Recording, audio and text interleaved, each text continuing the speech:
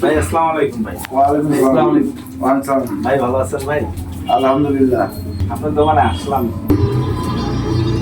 ঠান্ডা পড়ে গেছে তো, আচ্ছা, ক্রিম নিতে আসলাম। নেন। কত এটা? গায়ে লেখা আছে 150 টাকা। 150 টাকা। ভাই বোনেদের কাছে কত নেবেন? আমরা দুটা নিব আর কি, দুই ভাই দুটা নিব।